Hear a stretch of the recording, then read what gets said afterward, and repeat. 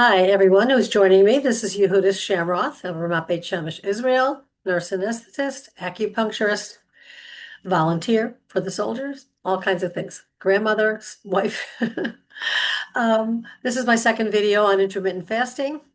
I'm studying to become an intermittent fasting coach, among other things. I have a nutritional degree already. We do a lot of service. We provide a lot of services for our patients to help them get on a healthy eating pattern. And in order to do that, there's a lot of different things we need to learn in order to guide our patients. So what I'm doing now most recently is learning more about intermittent fasting in depth. And last month's video, we talked about the basics of intermittent fasting and what some of the benefits are. But this week, I'm going into a little more detail on the benefits and how to get started. I'm going to welcome any new members on my intermittent fasting WhatsApp group. My number is 0545-916673. And I can put you on the WhatsApp group or send you an invitation so you can join. I run a busy acupuncture group as well, practice, in the Ramat Beit Shemesh and in the Jerusalem area. And we'll give phone consultations when necessary too, if you need that. But if you need any acupuncture for any medical needs, please give me a call. Okay, so let's get into what the real benefits, in depth, the real benefits of intermittent fasting. I told my story last time as to how I finally lost some weight by doing it correctly, doing intermittent fasting correctly. I was doing it in a way, I want to just repeat this, I was doing it in a way that was a little bit haphazard. And I would always cheat a lot, and I wasn't paying too much attention to really the strictness of the hours. And in addition, I think anytime a person tries to institute a healthy eating schedule, pattern, or whatever, change a pattern, you have to really be very strict, and that's just the way it is. And there's no way around that. You can take a magic pill, you can take a magic shot, like an Ozempic. You do that too, and that works. But if you want to do without all that, I want to fix my little pin here, remembering the hostages. You have to be strict for a while and then even stay strict. I mean, I've cheated a lot this summer. I can't even explain to you how much I cheated, but I didn't gain that much weight back. I lost total, I think, of 40 pounds already so far, which is a lot. And I feel great because of it. Anyway, I wasn't doing it correctly, and I'll explain to you why. So we know that there are many benefits that are attributed to intermittent fasting, as we've talked about last video. Very similar to the ones that people have when they go on the ketogenic diet. And the ketogenic diet, you eat very, very low carbohydrate and very high fat and very medium protein. It's mostly a high fat diet, healthy fats. And it's very hard to maintain, but people can do it. And people do make it a lifestyle choice, and they do it for years. It's not unhealthy. I mean, it depends on the person. There are people I know who say it's really not good for them. And then there's, not every diet is good for everybody. So you have to find out what is really good for you. But what I like to try to do, and what's recommended if you're trying to lose weight, like I was, you want to combine the intermittent fasting with a ketogenic diet to a certain degree, which is pretty much low carb, high fat, medium protein.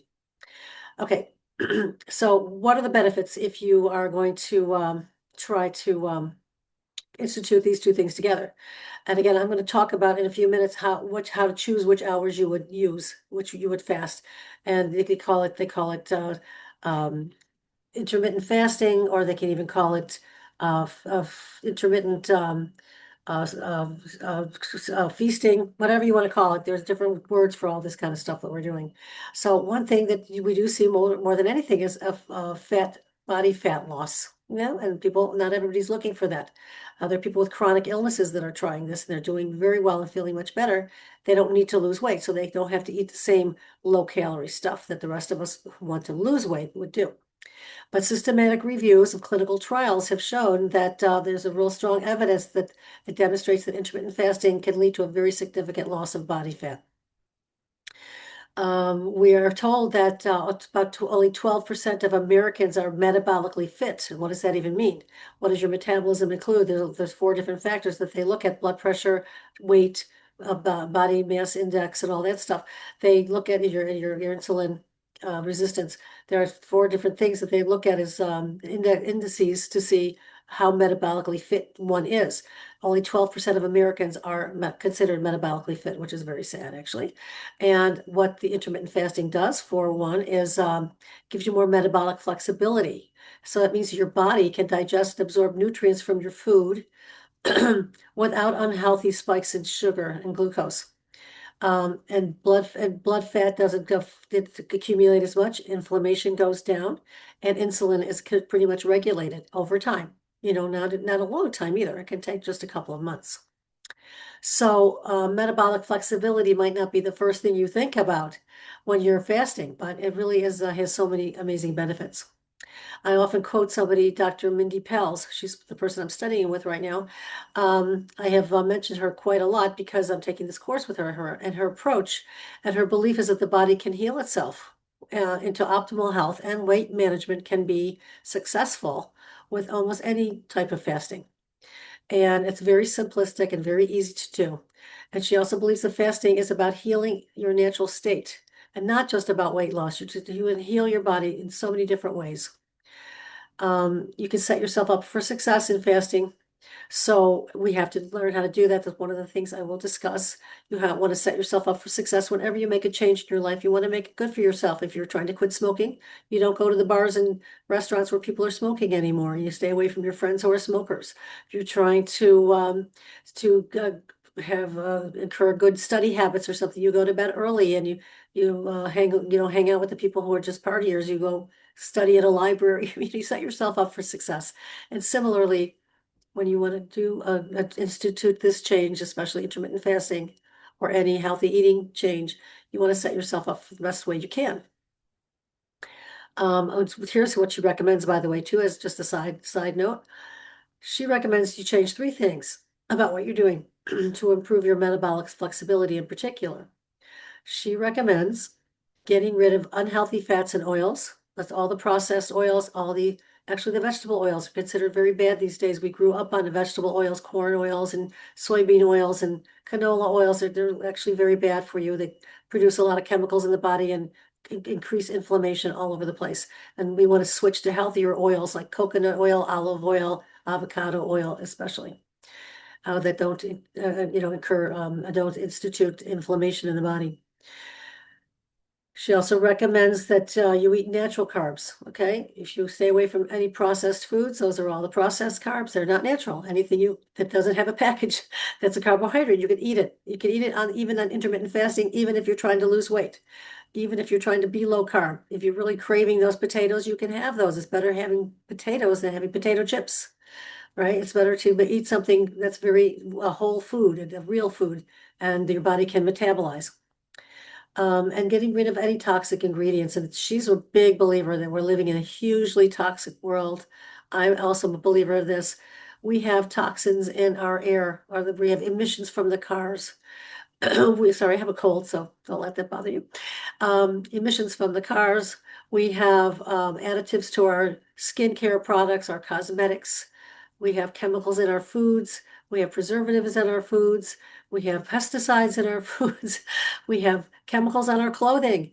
There are people smoking near us. There's things that are going on all the time that are assaulting our body every single day and putting toxicity into our body. And our livers are really overworked. If I can tell you how many patients come to me and I can look at their tongue and do a tongue diagnosis, and there's a certain area that correlates to the liver.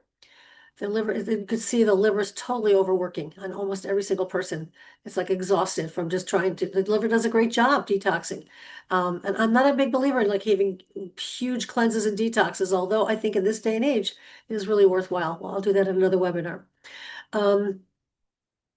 So those 3 things, just to get yourself into a better frame of mind before you even start your fasting.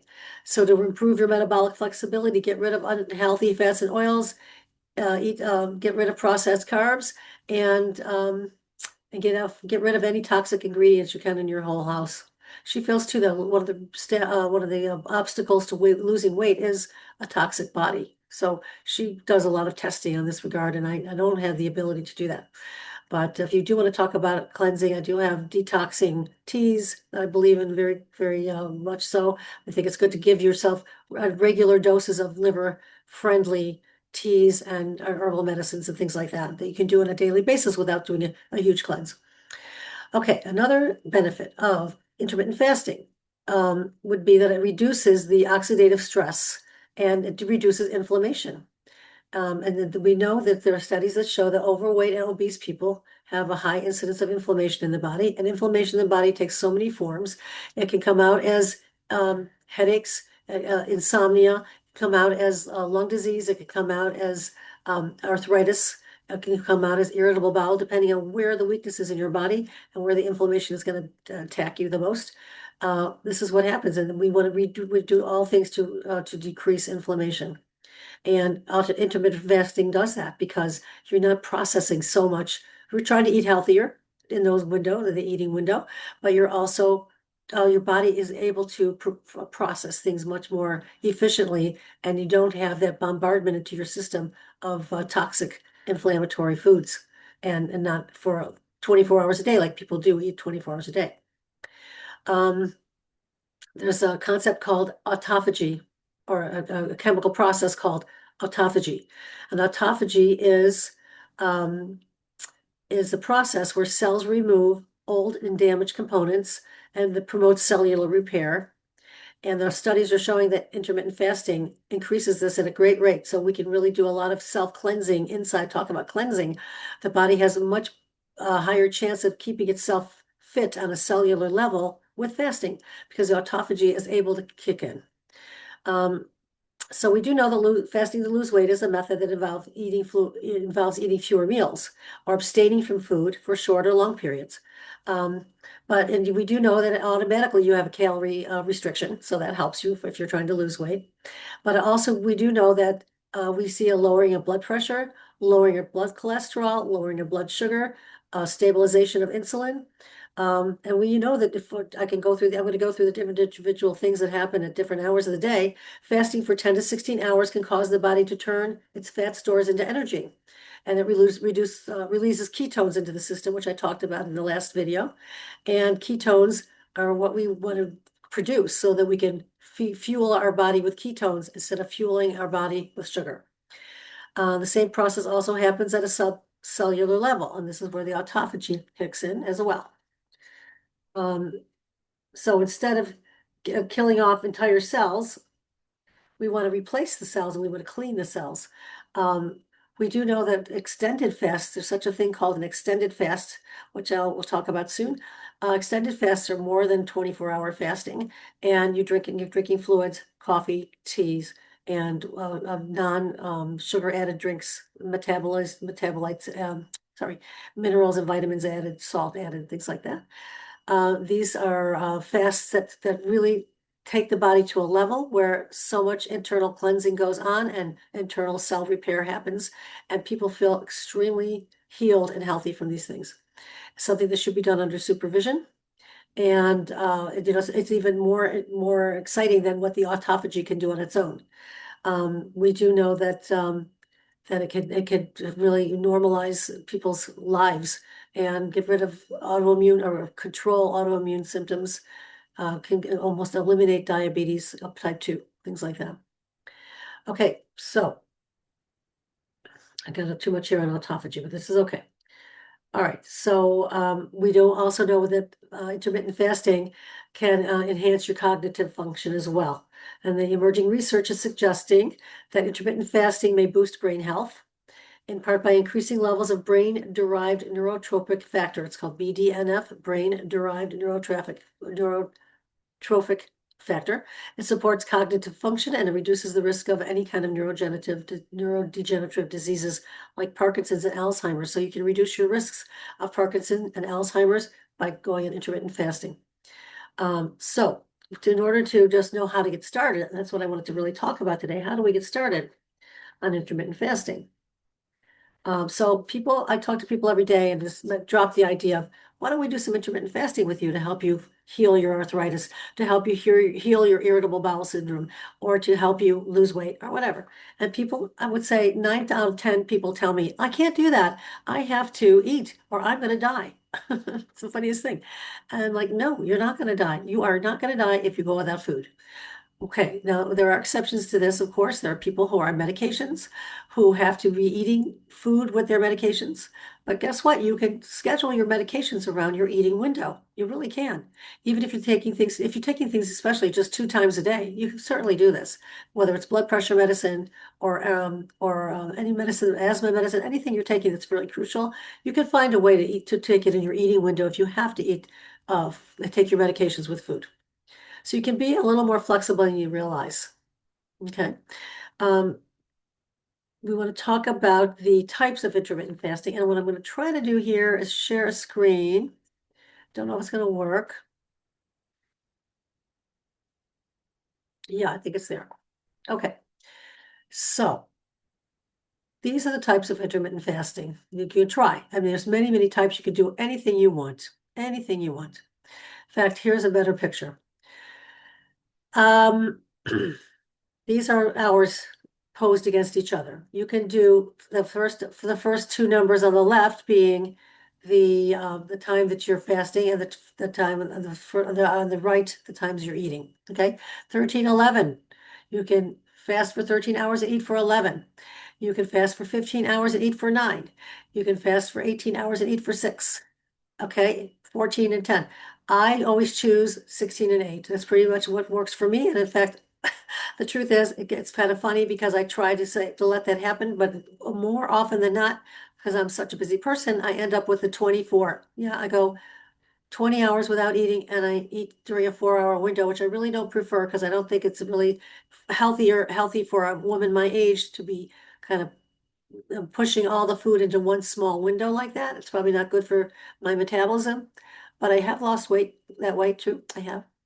But I think it's probably healthier for me to do the 16:8. And in fact, this is the one that is most recommended to get started with. If you're really trying to start intermittent fasting, first of all, you're sleeping for 8 hours anyways of the 16. You're sleeping for 8 of these 16 hours. So let's get that out of the way. Or if you're not sleeping 8 hours, I hope you are. I never do. But in theory, if you're sleeping for 8 hours, that rest of the 8 hours, okay, you don't have anything to eat, and then you eat within a window. And what works best for me, and if you want to get in touch with me, I will help you decide what's best for you. We can go through a questionnaire and things like that, and we can figure it out. I start eating at 12 noon and I stop eating at 8 p.m. And tonight, and the last week, I've had a really hard time finishing my eating at 8 p.m. because we've had holidays, Rosh Hashanah and stuff. It's really hard to eat before 8 o'clock when you have evening holidays or weddings to attend and things like that. So you got to really try to juggle it. But like tonight, even it was rushing, I was wolfing my food down, and it makes sense. But I was like 10 to 8, and I was starting to eat. I really wanted to finish by 8 o'clock. It's not the end of the world if I go till 8:30. But because the truth is, I didn't start eating anyway at 12 o'clock. I started eating at 1 o'clock today. So I could have gone until 9. But I really try to use that 8 o'clock as a cutoff because otherwise, eating late at night is really no good for anybody's metabolism. Here's another way of looking at these times. You can have, like I told you, there's one possibility of fasting for 20 hours and eating for 4. That's called one meal a day for some people. Because you really can't fit so much food into 4 hours. You try to, but it's really hard. 16:8 again, that's the most popular. That's the best one to start with, and that's what I usually do. 5 and 2 is something I'll talk about another time. It's 5 days on and 2 days off in terms of fasting. You fast for 5 days in one of these patterns, and then for 2 days you just eat regularly. So that works for some people too. Again, I'd love to discuss it with you if you have any questions. So let's just go back to this again, just for a little more detail. Okay, if you're going to do the 16:8 pattern, you would, here's an example. Start your first meal at 11 a.m., have another meal at 2 p.m., and have your last meal at 7 p.m. Okay, that's a lot of food. And you have to stay hydrated, and you can drink black tea and coffee and water. You're allowed all day long. Okay, some people do 14:10. That's another popular one to choose. You have a meal at 9, you have a meal at 2, you have a meal at 7. But you're fasting for 14 hours and you'll give yourself a few more hours to eat. That maybe helps you able to sit with your family with dinner or your colleagues at lunch or something like that. OMAD, that's a term that means one meal a day, OMAD. This is not recommended for women, especially women my age, because again, it just crams too much food into one eating window, and it makes you feel too full and bloated, and your body doesn't metabolize it real well. But apparently, men lose weight really well on that schedule, so it might be good for some guys, especially in the younger people of any age or any sex. And again, the 5 and 2, this is where you would eat for 5 days a week. You would do a strict intermittent fasting style, and then for 2 days, you would just eat regularly. Okay, let me get back to how do I stop sharing? Good for me. I really figured that out. Okay. So how did we get started with this fasting? Okay. So if you finally determined that the fasting is the right thing for you to do, you might want to talk to your doctor. You might want to talk to your acupuncturist like me. You might want to talk to your friends or somebody who's knowledgeable. But just don't, if you're afraid to do it on your own, don't forget you can consult with many people. There's tons of information on the internet, obviously. You can feel free to contact me at any time, 0545916673, or find me on Facebook, RBS Acupuncture. Okay, for starters, you want to start by getting rid of all the junk in your house, just like any diet. You want to get rid of the potato chips and get rid of even the peanuts and all that stuff that you like to snack on, because really nuts are very high. They're very high fat and very high calorie. You want to keep a few of them around, but you don't want to you want to get out of the habit of snacking. If you have a fasting schedule going on, you don't have snacks in your life anymore. This is something you remove from your whole vocabulary and you remove as a concept in your life. And this is really hard for a lot of people because so many people go on diets where here's your meal and here's your snack, and here's your meal and here's your snack. You don't do that with intermittent fasting. You're not supposed to. You're supposed to train your body to eat at certain times, just like when you feed a baby a bottle. Those babies cannot snack in between, and they do just fine, right? Children, when you feed the little children, some kids do get snacks all day, obviously, but most parents like to give them, three meals a day with very few snacks in between. I mean, unless kids are like just like randomly running around grabbing stuff. But we're trying to train our bodies to function efficiently. So if you're feeding your body all day long and giving it food, these people who go on these diets, I don't ever understand how anybody believes that eating every 2 hours is a good thing. Now, there might be some people who have medical conditions requiring them to eat every 2 hours, but think about the fact that your body cannot rest from digestion. If you're eating every 2 hours, your body never can stop digesting, and you can never stop to start to do any cellular repair. You can never rest the cells. You can never clean out junk from the cells. Your body just keeps accumulating on and on, even if you're eating the most healthiest foods. So you want to get rid of the junk in your house, and you want to get rid of the concept of snacking because it doesn't exist in intermittent fasting. So you might want to hang up right here and close my video right now because I have to have a snack. Okay, if you have to have a snack, then you can actually do that in your window. You can, but really the whole premise here is to train your body to be efficient in fueling itself, okay? And being very satisfied. You can be very happy with it. You can eat a lot of food. It feels so good. It feels so full. Okay, so the first thing you want to do is set yourself up for success. We always want to set ourselves up for success. So make sure you put the foods in the house that you like to eat and foods that are nutritious and very nutrient dense. They talk about whole foods, whole fruits, whole vegetables, anything not in a package. Nutritious meats, if you can do organic, that's amazing. Fish, like fruits and vegetables, a lot of nice, like a lot of water in the house, a lot of nice tea. If you like teas, green tea in particular, extremely cleansing, antioxidant, anti-inflammatory, tasty. You can get all different flavors of it too. Okay. So your body's going to get used to, it's got to get used to taking in less food. So you might feel a little bit tired for the first week or two. And just factor that in. You're going to need a little more rest if you start, no matter which pattern you choose. Your body's going to learn how to switch from burning sugar to burning fat. And that's a little bit of an adjustment for the body. Nobody gets sick from this, but you can feel a little tired. Okay. But you want to keep yourself adequately hydrated. I always include, when I'm first starting this, I mean, I've been doing it for a while now, but a lot of nutritious soups, green teas, coffees. I gave up milk a long time ago thinking that would help me lose weight. That didn't do it at all. Um, I mean, I needed more than that.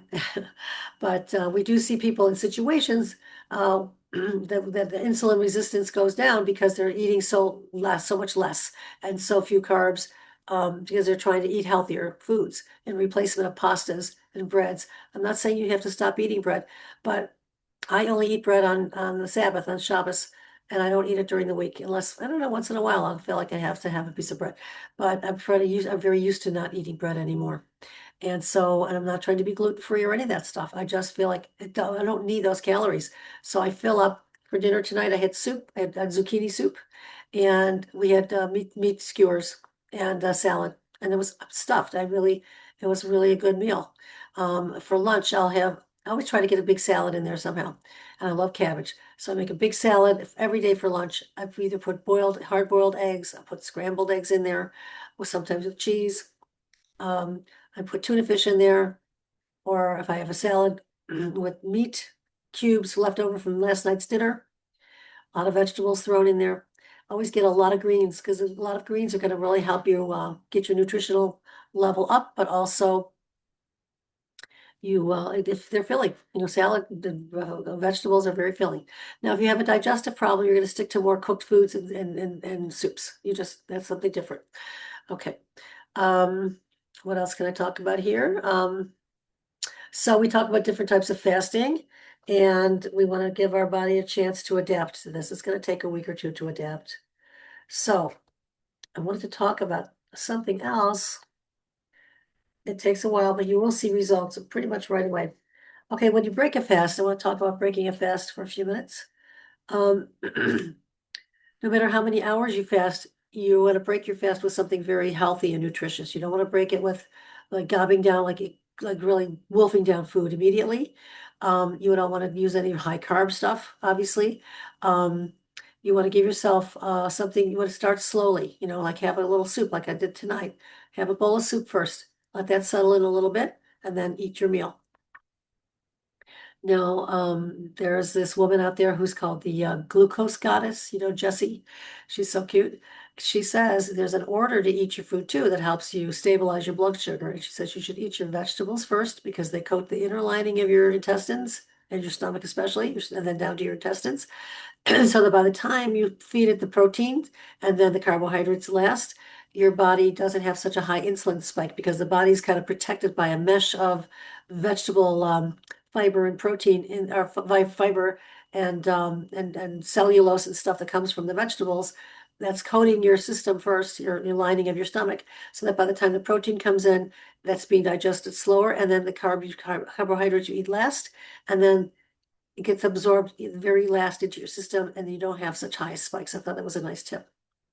Okay, what else can we talk about today? What do you want to break your fast? Okay, let's talk about a few more things to break your fast with. Okay, let's see. Eggs are a good source of protein. Okay, they're a good way to break your fast. Soups, eggs, teas, or anything like that. It's a very mild to start with first. Okay.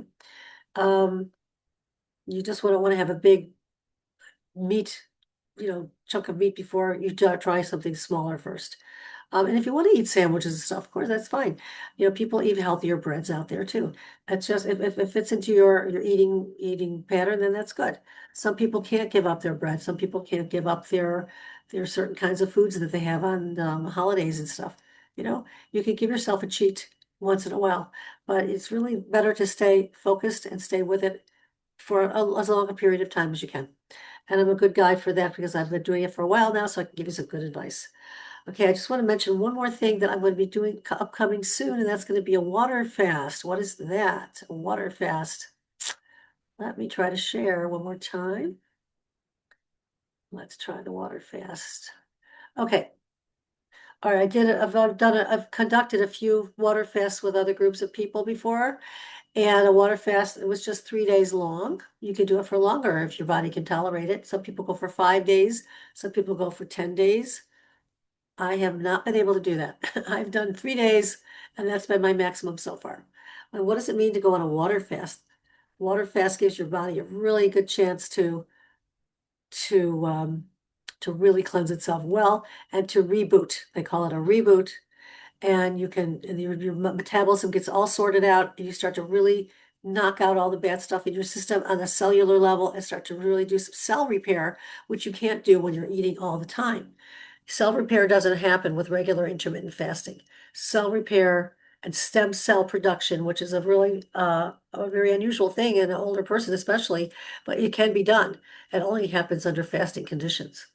And again, if you were going to do it's called an extended fast, you should go work with a group. And I'm going to be leading one soon. But here's what happens.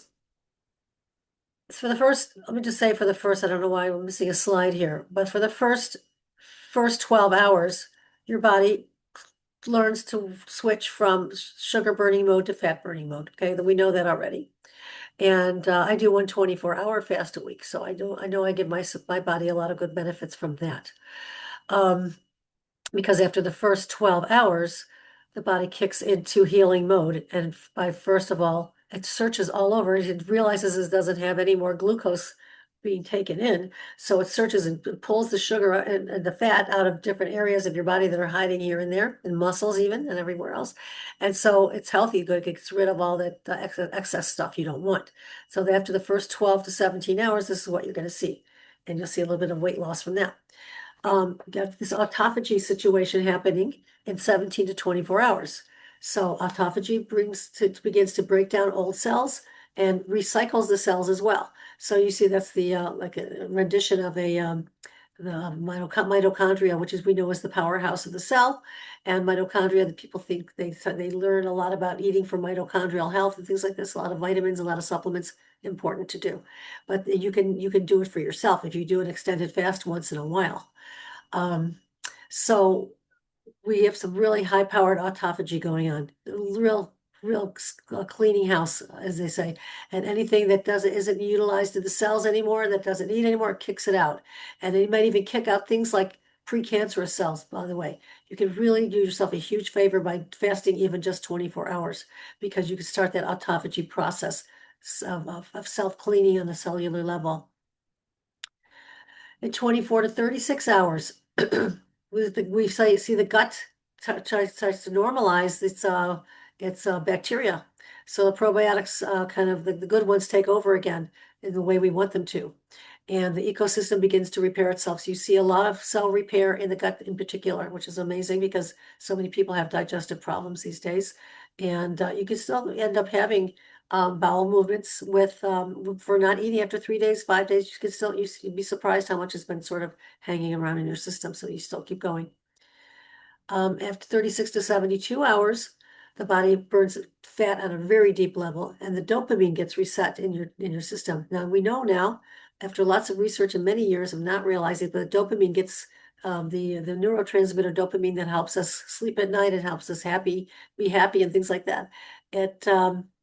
It's starting to starts to be created. At the beginning of its cell is created in the small intestine, which is why gut health is so important these days. And they call the gut the second brain. And so I have a couple of videos on these things that I'll share with you. But it's very important to increase your gut health and your dopamine. Once that reset, you have a calmer. You can sleep better at night from this. From 72 hours of fasting with just water and juice, not juice, sorry, water and teas alone. This is all you're allowed to have. It's fresh water and tea, and no sugar and no additives. You can take minerals, you can take mineral supplements, you can take a little salt, and I guide you through that whole thing. I have a whole guidebook, a guide pamphlet to show people how to do a 3-day water fast, and we check in with each other on WhatsApp a couple times a day and share our experiences, and I give a couple videos and things. It's really fun to do, especially if you do it in a group. And you can compare notes, and people always drop a ton of weight. Now, you don't always keep it off, but it feels great. Why not? But you're doing all this other stuff too. You're also cleansing your cells at a cellular level, and you're resetting your dopamine, and you're healing your digestive system. And then after 72 hours, if you can go more than that, I can usually only go 72 hours, but this is where the immune system starts to reset itself, which is really amazing and important. And from 72 hours and on, your immune system is reset, and you can reboot your whole, like again, you can regrow stem cells. And stem cells are those cells in our body that regenerate and regrow different parts of our body. And every part of our body has stem cells, has their own. The lung has their own stem cells, and the digestion has its own, and the bone and the muscle, everybody has, every part of the body has its own, skin, everything. And you know, when you're a child, you have an abundance of these things. And we're always seeing kids get, you know, healing so fast. As you get older, we don't produce these stem cells very often, but we find that the research shows that fasting will create stem cells, and people start healing from autoimmune diseases. They start healing from arthritis. They start healing from fibromyalgia. They start healing from all kinds of digestive disorders and insomnia, and really amazing. It's amazing. I'm such a big believer. Can you tell? Anyway, getting back to our summary now. Okay, if anybody's interested in joining me on the water fast, I'm going to send everybody details about this. I will be there to guide you on to help you choose which eating pattern you might want to go for. And I can hold your hand the whole way. I'm not charging anybody right now. I'm just doing it out of the kindness of my heart because I want you to do this. I really want to help people. And I am studying to do this as a coach, but right now I'm still a student. So I'm so happy to share what I know. And just want to say one more thing about the extended water fast. What else? What else? I guess I said everything. We'll do a Zoom on that. And I want to just wish everybody a Shana Tova. You know, this is the Rosh Hashanah is the birthday of the whole new year for everybody in the world, not just the Jewish people. So I wish all the people in the world a Shana Tova. Shana means year, and Tova means good. A good, happy, healthy new year. And may you all have an easy and meaningful fast. Those of you who will be fasting on Yom Kippur coming up, may you be inscribed in the book of life. May this war finally come to an end. May our dear hostages please be released soon, soon, soon. And we see healing for our injured soldiers, and we see no more of them fall in battle as they protect us. And with that, I'll say good night, and I'll see you on the next webinar. Please contact me with any questions. I'm really here to help. And I'm a big believer in this fasting on any level, whatever you choose to do. I'm here to support that for you. So thank you very much for joining me, and we'll see you next time.